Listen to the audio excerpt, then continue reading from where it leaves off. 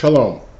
There are many traditional passages in the Bible and in the Talmud which help us understand the importance of protecting the environment. In Genesis, for example, it says that you should tend and guard the garden.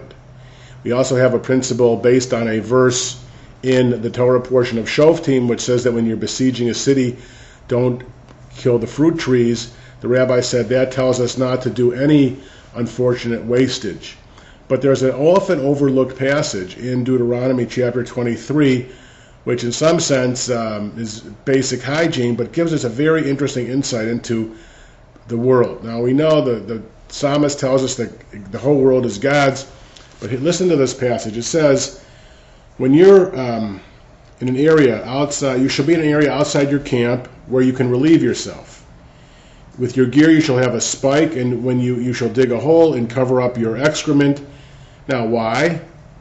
Obviously, we'd say hygiene, but here it says, since the Lord your God moves about in your camp to protect you and deliver your enemies to you, let your camp be holy. Let him not find anything unseemly among you and turn away from you.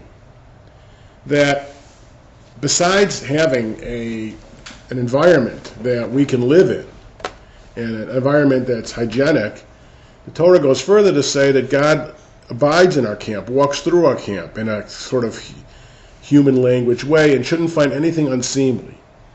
And so when we pollute our environment, when we misuse our resources, when we waste wantonly, that's a violation of the sense that God is finding things that are abhorrent in our community.